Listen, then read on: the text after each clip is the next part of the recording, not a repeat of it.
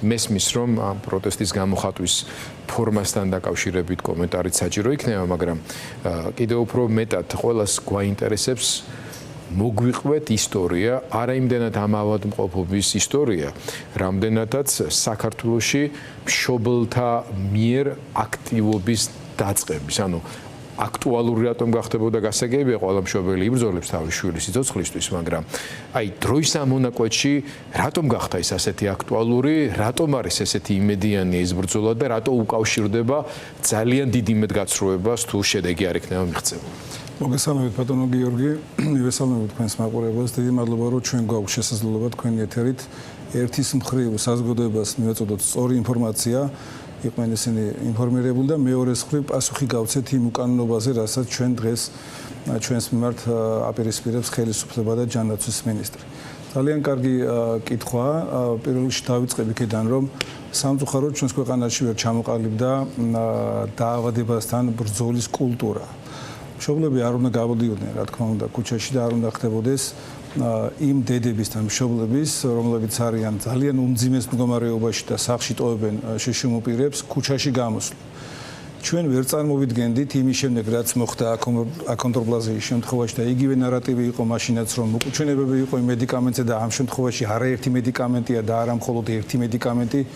მით უმეტეს ერთ-ერთი მედიკამენტი რეგისტრირებულია ჩვენს ქვეყანაში.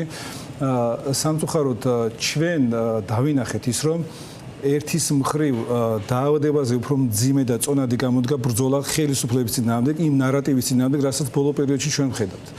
ფაქტურად ძალიან ძნელია ერთობლივად თავი მოუყარო მის სამართლებას და ილაპარაკო ყველაფერზე, რასაც ჩვენ ყოველდღიურად ვაწყდებით. აი დღესაც, როდესაც ფერმძიმე ქალბატონს განადგურებულ დაღლილ დედებს უკრძალავენ პუფსე დაждომას და პუფით სარგებლობას იმ სკვერში, რომელიც არის საზოგადოების სარგებლობის ადგილი და სივრცე.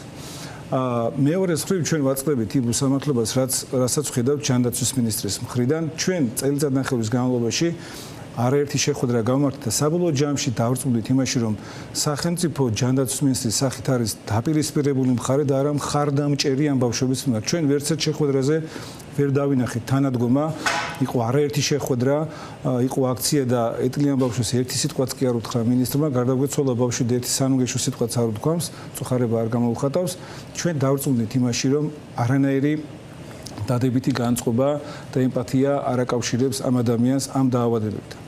ძალიან სამწუხაროა იმ ფონზე, როდესაც უკვე არაერთი ქვეყანა ზეიმობს ამ დაავადების დამარცხებას, დაავადების პროგრესირების შეჩერებას, დაავადება იყო მკვლელი, მოდი ესე ვთქვათ, რა თქმა უნდა, არა იმიტომ, რომ ჩვენ პაციენტები გვისმენენ და მათ ჩვენზე მეტი ინფორმაცია აქვს, წარმოიდგინეთ, ისინი არიან პირველ ხაზზე პაციენტები და ჩვენ ვართ მათი მხარდამჭერები, კანონიერი წარმომადგენლები. როდესაც კანცელარიაში მივდივართ და ცოცხალი ძალის სახით კედელი გვხვდება, ეს ძალიან დიდი უსამართლობა. როდესაც ქუჩაში გამოსვლა გვიწევს, ძალიან დიდი უსამართლობა. როდესაც განცხადებაზეც კი პასუხს არ გვცემს ჯანდაცვის მინისტრი, ძალიან დიდი უსამართლობა. ასევე დიდი უსამართლობა, როდესაც მულტიდისციპლინური გუნდი არ იქმნება და შესაძლოა მშობელს გამოეპაროს რაღაც მიმდინარეობა ნებისმიერ შემთხვევაში, ნებისმიერ დროს, რადგანაც ამ დაავადებას ახასიათებს შიდა ორგანოების პათოლოგიები, როგორც არის თირკმლის, სასუნთქი გზების, ღვიძლის და საბოლოო ჯამში გულის, ნებისმიერ შემთხვევაში შეიძლება გამოეპაროს მშობელს. ეს უნდა მოხდეს სრულყოფილად ამის სპეციალისტები საქართველოში არიან, ჩვენ ექიმები ხარს გვიჭერენ, ჩვენ გვაქვს დოკუმენტაცია ბუნებრივია, რომ ყველა მედიკამენტი აღიარებულია და გვაქვს დოკუმენტაცია იმის, რა შედეგი შეიძლება მოყვეს ყველაფერ ამას. ძალიან ბევრი შემიძლია ვისაუბროთ, მაგრამ საბოლოო ჯამში მოკლე შეფასება რომ გავაკეთო, ის რაც ხდება დღეს, ის რომ შესაძლებელია დღეს ხვალ დადგეს მძიმე შედეგი. სწორედ ეს არის უმოქმედობით გამოწვეული მიყენებული ზიანი და სწორედ ეს არის დანაშაული. როდესაც ჩვენ ამბობთ ამას, რომ უმოქმედობით ჩადენილი დანაშაულია და უმოქმედობით გამოწვეული მძიმე შედეგია, რაც ხდება და თუნდაც ის ფაქტი, რომ ბავშვი გარდაიცვალა და არ ვიცით ხვალზე რა იქნება, ბუნებრივია ეს არის ცალსახად გამოკვეთილი უკანონობა, რასაც დღეს ჩადის ჯანდაცვის მინისტრი და ერთს დავამატებ. ჩვენ მოვესმინეთ 3 დღის წინ, როდესაც ჰქონდა ფართომასშტაბიანი აქცია და ყველა გვიჭერს უკვე მხარს ბუნებრივია, იმედის ტელევიზიაში თავის კომფორტულ ზონაში ესე რომ ვთქვათ, ისე რომ ოპონირებას არავინ არ უწევს ჯანდაცვის მინისტრს, საუბრობს რომ ყველაფერს ახდის ფარდას. ნუ 2 წელი არაფერი თქვა და ზუსტად ამ ფართომასშტაბიან აქციას დაემთხვა იმ წუთებში. და ამბობს რას, რომ უკუჩვენებებზე გამოაქვეყნებს ინფორმაციას, ვერაფერს ვერ გამოაქვეყნებს ჯანდაცვის მინისტრს და რატომ? ჯერ დავიწყოთ იქიდან, რომ თუ 1 და 2% აქვს უკუჩვენება მედიკამენტს, პანაცია არც ერთი მედიკამენტი არ არის. სარგებელი რამდენი აქვს მაშინ ამაზე უნდა ისაუბროს, როდესაც კვლელი დაავადებაზე ვიძახით და ზეღან ვახსენე და ვერ დავასრულე.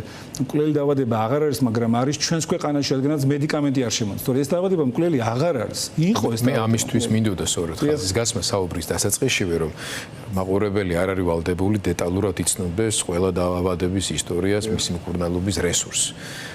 ის შეიცვალა ამ შემთხვევაში, რომ ბოლო წლების განმავლობაში ესე ვთქვათ მედიკამენტებისა და მკურნალობის თვალსაზრისით მნიშვნელოვანი პროგრესი იქნა მიღწეული. თუმცა ამ მედიკამენტების გამოცდის ვადებს თავისი დრო ჭირდება, მაგრამ მათ შორისაც არის ისეთები, რომელსაც მათ შორის შეერთებული შტატების FDA-მ უკვე რეგისტრაცია გაატარა და რაც თავარია კლინიკურ დონეზე არის მნიშვნელოვანი შედეგები. როცა მშობლებს ეუბნებიან იმას, რომ რისკები ახლავს ამას, განა არსებობს რომელიმე ადამიანი ჯანდაცვის სამინისტროში, რომელსაც შვილთან მიმართებაში მშობელზე უფრო მეტი პასუხისმგებლობის განცდა აქვს ამ რისკების აწონდაწონასთან დაკავშირებით. შეიძლება ძალიან რთული სათქმელია, მაგრამ თქვენ თავად ბრძანდებით ასეთი შვილის მამა და ამ ოჯახებს ჩვენი ჭკუისწავლება არ ჭირდება იმის გასააზრებლად, რომ აი 100%-იანი გარანტიისა და მოლოდინის ჯერჯერობით არავის არ აქვს იმ შემთხვევაშიც კი თუ კი ამ წამლის მოხმარებადობა გახდება საქართველოში. ეს რისკები დიდი ხანია აწონდაწონელიც არის და სწორედ აქედან გამომდინარე არის, რომ ვცდილობთ ამის მიღწევას. სიმართლე გითხრათ, მე არც პასუხი ვერ მივიღე, პასუხებს საერთოდ ვერ მივიღეთ, იმიტომ რომ არ კონტაქტობენ არც მედიასთან ამ თემაზე და მით უმეტ არც მშობლებთან, მაგრამ აი თუნდაც ეს მულტიდისციპლინური კომისია, ხო? ბიუროკრატიული გადაწყვეტილება რო შექმნილი იყო და დაეწყოთ მუშაობა. რა გითხრეს, რა გიპასუხეს, რატომ გაჯანჯილდა ამ წელიწადნახევრის განმავლობაში? ძალიან კარგი შეფასება ახსნა და ძალიან კარგი კითხვა. ახსნა არ არის და ჩვენ დღითიდღე ვწმუნდებით, რომ ჩვენს ქვეყანაში პრიორიტეტი არ არის ბავშვების სიცოცხლე და ჯანმრთელობა. იმ დროს, როდესაც ჩვენ ვართ კონვენციის წევრი ქვეყანა, ბავშვთა უფლებათა კონვენციის წევრი ქვეყანა და 94 წელს ვართ მიერთებული, აშკარად ხაზგასმით არის დადასტურებული, რომ ყველა საკითხის გადაწყვეტის დროს აუცილებელია გათვალისწინებულ იქნეს ბავშვის საუკეთესო ინტერესი. ყველა ბავშვი უნდა იყოს უზრუნველყოფილი მკურნალობით, განათლებით და განვითარებით. ნახეთ, როდესაც პრიორიტეტი არ არის ბავშვის საუკეთესო ინტერესები და თან მით უმეტეს ესეთ დაავადებაზე, რომელიც არის ძალიან მძიმე დაავადება, აი ეს არის ალბათ საწყისი ყველაფრის. იმ დროს, როდესაც ათეულობით, ასეულობით მილიონი არის აუთვისებელი და ჩვენ ყველაფერზე გვაქვს ინფორმაცია, ჯანდაცვის სამინისტროს მხრიდან ბავშვები იღუპებიან, სხვა რა შეიძლება დავარქვათ, თუ ეს არ იქნება უმოქმედობით გამოწვეული დანაშაული. რასაკვირველია ეს არის, როდესაც დღეს აი ჩვენ და სამწუხაროდ და გასაკვირად ნახეთ სამდღიანი ვადა, არ ვიცი რამდენი დღიანი ვადა აიღო ჯანდაცვის მინისტრმა, მაგრამ ამბობს, რომ თითქოს რაღაცას ფარდა აიხება და ვიღაცა აიხდება და ვიღაცა ჩვენი, ესე რომ ვთქვათ, ემოციური მდგომარეობით ცდილობს პოლიტიკური დივიდენდები. რა პოლიტიკურ დივიდენდებზე ბავშვების სიცოცხლის გადარჩენაზეა ლაპარაკი, მშობელი იბრძვის შვილის სიცოცხლის გადარჩენისთვის. ვინ უნდა გაბედოს? სიტყვა დივიდენდი საერთოდ აი ამ კომუნიკაციაში რანაირად შეიძლება რომ შემოიტანო ადამიანი. ნახეთ, ამიტომ ამბობ, რაც უფრო თავის პოზიციას იჭერენ, მით უფრო დიდ დანაშაულს ჩადიან. როგორ შეიძლება ნებისმიერ მშობელს ვიღაცამ ისეთი ქმედება შესთავაზოს, რომ ამ ბრძოლაში ვარ და ვიღაცამ ამით პოლიტიკური დივიდენდები მიიღოს. ეს ხო აბსურდია და როდესაც ბატონი შალვა პაპუაშვილი და დღეს ქალაქის მერის განცხადებაც ნახეთ, რომ თითქოს უკუჩვენება აქვს. ნახეთ, ესე იგი 5 და 10 წელი FDA-მ ამუშავა, ეს ჩაატარა კლინიკური კვლევები და დაადასტურა FDA-მ და ჩვენი ჯანდაცვის მინისტრი უფრო მაღალ სტანდარტზე დგას და იკვლევს თურმე ჩვენი ბავშვების უსაფრთხოებას, როცა ჩვენ ამბობთ, კვლელი დაავადება და წამალი შემოიტანეთ, თუნდაც 30% იყოს, არა თუ 1%. 800-დან 2 შემთხვევა იყო თირკმლის პათოლოგია. ნახეთ, 800-დან 1%-ს არ გვაქვს, ხო? მე გეტყვით ბატონ ზაქარი, რა თქმა უნდა, თქვენ გაცილებით მეტი იცით, მაგრამ მე წავიკითხე ეგ და მათ შორის თირკმლის პათოლოგიასთან დაკავშირებით და ეს რო დაფიქსირდა იმის პარალელურად არის რეკომენდაციების მთელი წყება. სადაც წერია რომ ეს რო დაფიქსირდა, ამას ჭირდება ზუსტად მულტიდისციპლინური ჯგუფის მიერ მეთვალყურეობის ქვეშ ამ მკურნალობის პროცესის ჩატარება იმისთვის რომ როგორც კი რამე ნიშანი გამოვლინდება, ეს შედეგი იქნეს თავიდან აცილებული. ამიტომ ტარდება ის ექსპერიმენტები და ამისთვის არსებობს დაგროვილი გამოცდილება, რომ ეს პრობლემები მე მოიხსნას. დამატებით გეტყვით ბატონო გიორგი, ნახეთ. ბატონი კალაძე ალბათ უკეთ უწყის საერთოდ ამ კურნალობის მეთოდიკაზე, მაგრამ მაინც საჭიროებს ეს დაზუსტებას. გეტყვით, ნახეთ, ჩვენ გვყავს ცოცხალი მაგალითები, ბავშვები, ჩვენი ქვეყნის მოქალაქეები, მაგრამ როგორც სარჯულადეს უნდა ჩვენ ვერ წავალთ ჩვენი ქვეყნიდან და რატომ პირველი მიზეზი თუნდაც თორე ჩვენი შვილებს ყველაფერს გავაკეთებთ. მე პირადად ვიყავი ორ თვე და დავბრუნდი საფრანგეთში. იქ ჯანდაცვის მინისტრი გადადგა იმის გამო, რომ იყო კანონპროექტი საპარლამენტო ასამბლეის მხრიდან, რომ თანადაფინანსებით მომხდარიყო უცხოელების კურნალობა და წარმოიდგინეთ, როგორი მაღალი სტანდარტის კულტურაა იქ, რომ მაგალითი მისცა სხვებს, ყველა ექიმს, ყველა პოლიტიკოს, საჯარო მოხელეს, რომ სხვამ არ გაბედოს ესეთი ინიციატივა და გადადგა ადამიანი. და ჩვენი ქვეყნის მოქალაქეებს არ გვისმენენ და პუფების დადგმის საშუალებას არ გვაძლევენ, კაროების დადგმის საშუალებას არ გვაძლევენ, კანცელარიაში საზოგადოებრივ მისაღებში ბავშვებს არ უშვებენ. წარმოიდგინეთ. ეგ არის სხვა შორის ქრისტიანულ ეთიკაზე დაფუძნებული საზოგადოების ნიშანი. როდესაც შენიან სვისიანს არასხვავებ, როცა ადამიანთან გაქვს საქმე და ადამიანის და ბავშვის სიცოცხლის გადარჩენაზე და აქ რაზე აღარ დაგულაპარაკებიან ოჯახის სიწმინდით დაწყებული და ამ ოჯახის და ქალბატონებისა და მით უმეტეს ამ მდგომარეობაში მყოფი ადამიანების მიმართ მოპყრობის რა სტანდარტსაც აჩვენებენ საზოგადოებას, იმედი მაქვს, რომ ამაზე სამარცხვინო რამ საქართველოს არც უახლეს ისტორიაში და არც მომავალში არასოდეს აღარ მოხდება. აბსოლუტურად გეთანხმებით. ნახეთ, ის რომ ჩვენზე ვერ თქვეს, რომ რაღაც რაც ბოლო პერიოდში ხდება და უკვე აპრობირებული მეთოდია გაშავება ნებისმიერი პროცესის, ის რომ აბა ომი გინდა, აბა ქალი-ქალია, კაცი-კაცია და ასე შემდეგ. ამას ჩვენთან ვერ იტყვიან, მაგრამ ეხლა ჩაითო რა პროპაგანდა, რომ უკუჩვენება და მე მოუწოდებ შალო პაპუაშვილს, კახა კალაძეს, რომ გაერკვნენ კარგად საკითხში და ამ უკანონობაში ნუ ჩაერთვებიან. ფაქტიურად რა დაანონსა ჯანდაცვის მინისტრმა, დაანონსა ის, რომ ხარდაჭერას თხოვა ცალკეულ თანამდებობის პირებს, პარლამენტის თავმჯდომარეს, ქალაქის მერს და მათ გააკეთეს ნახევარდღეში განცხადება, თუნდაც ერთ სრულ დღეღამეში და გადაასწრეს FDA-ს და EMA-ს აღიარებებს, რომლებიც წლები ტარდება და თურმე უსაფრთხო არ არის. თან ნახეთ უფრო მეტიც. არც მედიკამენტს არ ასახელებენ, რომელ მედიკამენტზე საუბრობენ. 4 მედიკამენტი გვაქვს აღიარებული და არაერთი მედიკამენტია კვლევაში, როგორც საფრანგეთში გენეთონია, გენური თერაპია და მოკლედ გეტყვით, რომ ჩვენმა ერთ-ერთმა მოქალაქემ მიიღო ამერიკაში უბრალოდ ეროვნებით ქართველი და ამერიკის მოქალაქე, ერთ სართულს ვერ ფარავდა დამოუკიდებლად და 9 სართულს ფარავს დამოუკიდებლად. რა უკუჩვენებებზეა საუბარი? დაამარცხა ბავშვმა დაავადება. ჩვენ გვყავს გერმანიაში, რომელიც ვამოროლონს იღებს აღიარებულს EMA-ს მიერ, უკუჩვენებების გარეშე. EMA ეს ევროპული. დიახ, ევროპული სურსათისა და წამლების ასოციაცია, ასევე ჯივინოსტადი, რომელიც ყველა ბავშვზე მიდის, ასევე გვყავს იტალიაში ჩვენი ქვეყნის მოქალაქე, რომელსაც მიიღეს და ეგზონსკიპინგი, რომელიც რეგისტრირებულია ჩვენს ქვეყანაში. ნახეთ, რეგისტრირებულ მედიკამენტზე თან ჩემი კოლეგა იურისტია ადამიანი, მე თუ მკითხავ არ უნდა იყოს იურისტი და არც ერთი სხვა პირი გარდა ექიმისა, ჯანდაცვის მინისტრი, მაგრამ კარგით არის, მაგრამ ხო შეიძლება გაერკვეს საკითხში. აღიარებულ მედიკამენტზე, რეგისტრირებულ მედიკამენტ, რომელიც უკვე სახელმწიფოს მიერ რეგისტრირებული. დაარეგისტრირდა და მე უკვე გარკვეული პერიოდის შემდეგ 7-8 თვის შემდეგ იკვლევ უსაფრთხოების მხარეს. ესაც დანაშაულია. ესაც აშკარა უკანონოდ გამოკვეთილი ქმედება, რაც პირდაპირ ასახავს დამოკიდებულებას. ეს ხომ აბსურდია. ნახეთ, ყველა ამ მაგალითზე და უფრო მეცაც გეტყვით. ამ დიაგნოზის შემთხვევაში არის სხვადასხვა მიმდინარეობა.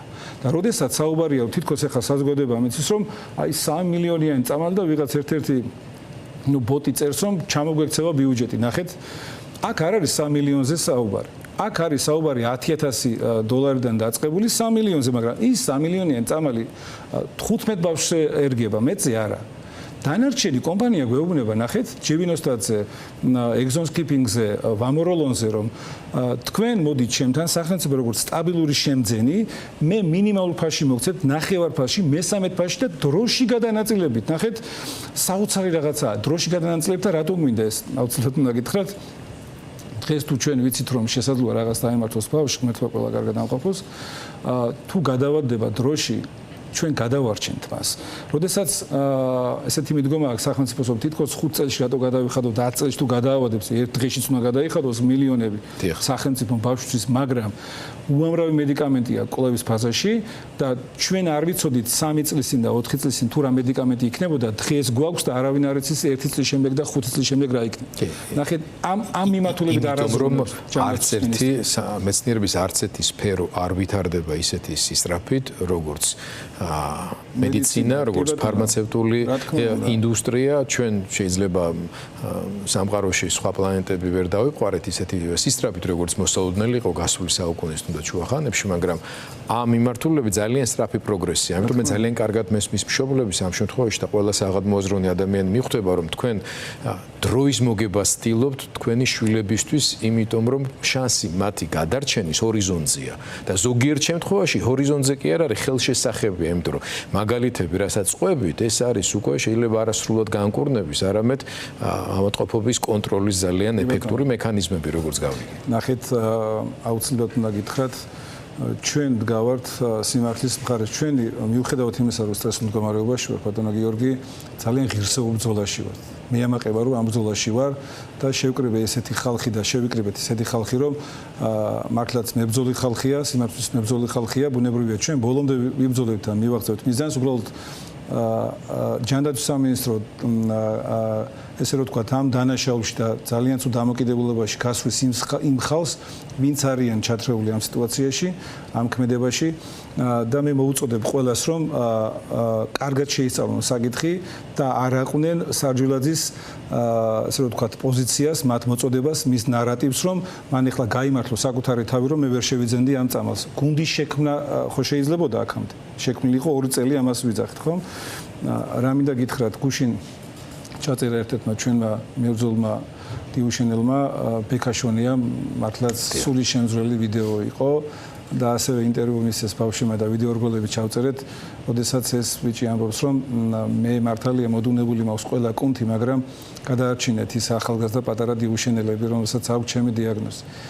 და წარმოიდგინეთ, როცა ესე მოგმართავს პაციენტი და ვის მიმართავს ადრესატი, ამის არის სახელმწიფო და ჯანდაცვის მინისტრი და ამას უპირისპირებენ ისეთ დამოკიდებულებას, რომ თითქოს და უკუჩვენებებზე ფიქრობს სახელმწიფო და არიძენს მედიკამენტს, ამაზე მეტი უკანონობა რა შეიძლება იყოს, ამაზე მეტი უსამართლობა რა შეიძლება იყოს და თან რა პროცესებს ვხედავთ, რომ არა კარვები, არა კანცელარიაში საზოგადოების მისაღები შესვლა, არა პუფები და ალბათ არც პლედის საშუალებას არ მისცემენ და ალბათ არც თბილი სამოსის საშუალებას არ მისცემენ დედებს.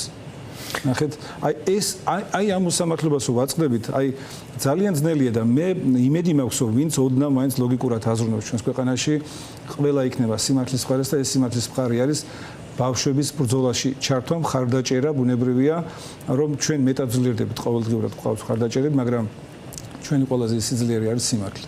და ჩვენ, ოდესაც ამ მხარეს ვიბრძვით, აუცილებლად გავიმარჯვებთ. ყოველდღიურად მეკითხებიან ბუნებრივია და ყველას გვეკითხებიან მდგომარეობის შესახებ, მაგრამ გვიამაყება თითოეულს, რომ ამ ბრძოლაში ვართ. მიუხედავად დიდი სტრესისა და ამ დაავადებასთან ბრძოლაში არსებული სტრესისა, ჩვენ თითოეულს გვიამაყება, რომ ამ ბრძოლაში ვართ და აუცილებლად გავიმარჯვებთ და ნუ ეგონება ჯანდაცვის მინისტრს, ჩვენ ინფორმაციას ავფლობთ. ჩვენ ვართ სოფლიო ორგანიზაციის წევრი, ევროპის ორგანიზაციის წევრი, დიუშენის ორგანიზაციების ყველა კონფერენციაში ვიღებთ მონაწილეობას და არ ვართ ინფორმაციულ ვაკუუმში.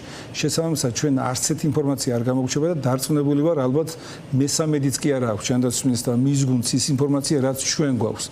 შესაბამისად, ყოველი დაკარგული დღე არის დანაშაული და ჩვენ ამ ყველაფერზე გვექნება რეაგირება აუცილებლად. ბატონ ზაქარია, ძალიან დიდი მადლობა.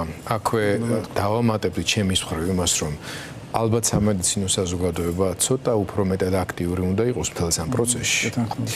და ჩვენ ველით მათი მხრიდან, მიუხედავად მათი პოლიტიკური აფილიაციებისა, როგორც მინიმუმ პროფესიული, თუმცა ადამიანური პოზიციის დაფიქსირებას და გამოხატვასაც და აქვე ჩემს საყვედურს გამოთქვა ზოგიერთი ოპოზიციური პოლიტიკური ჯგუფის სამედიცინო სპეციალისტების, პოლიტიკოსების მიმართ, რომელსაც დღეს ვთხოვეთ, რომ მოსულიყვნენ და ესაუბრათ იშვიათი დაავადებების მკურნალობის სტრატეგიაზე.